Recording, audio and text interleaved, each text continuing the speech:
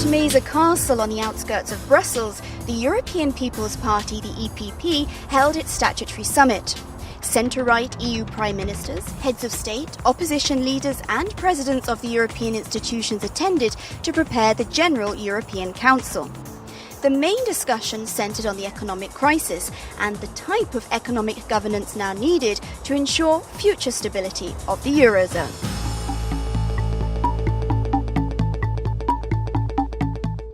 All depends on what is meant by the expression economic governance. I think we have to better coordinate economic practices.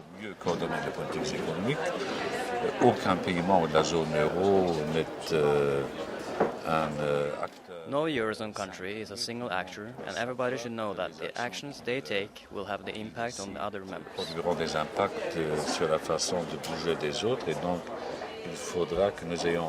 So we need to have more coordination and consultation compared to what we have had until now. I think we have found a way for coordinated, and both inside the European Union and also the Eurozone group. We have seen through the financial crisis that we actually were able to cope with coordination of stimulus packages, with financial crisis. But I don't think it's time again for institutional reform, given that I think the answer is already inside the Stability and Growth Pact, and also inside the fact that everyone understands that we cannot long-term live on lended money. We need to have better balance. Il faut plus de surveillance budgétaire. We need more budgetary surveillance and for the Stability and Growth Pact to be implemented more strictly, with sanctions, with more preventions, more corrections. We also have to monitor the competitiveness of our economies, because that's where we have a problem. Therefore, we need more monitoring and in-depth surveillance of the evolution of competitiveness so that the euro remains a strong and stable currency with a solid budgetary and economic basis.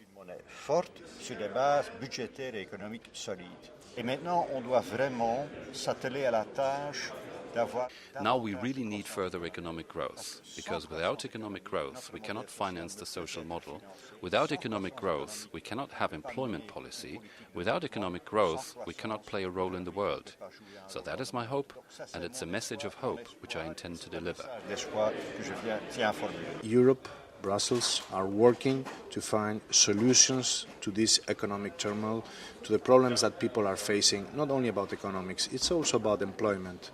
People are losing their employments, they are losing also the dignity that is also involved in all this. I think if Europe would like to be successful, we have to be very simple but very determined. We need more jobs. So the priority for Europe in the forthcoming year is to create jobs. If we are not able to create more jobs for the people will never support the idea of the European Union. I think it's that simple. There has to be a better control about the public finances in the member states. It means not to intervene. We don't want intervention. Everybody has their own rules, in their own culture, economic culture also in our countries. But when it comes to the euro, when it comes to the Eurogroup also, when it comes to this economic governance, we also have to give positive signals and security also to the markets. That is very important. That's why a future, implementation, not a new institution, but yes, giving more powers to the European institutions to have a control over what's going on in some economies. One of the lessons we can extract of this crisis is that in some countries, the European Union and the markets didn't have quite clear the economical picture. That could not happen in the future.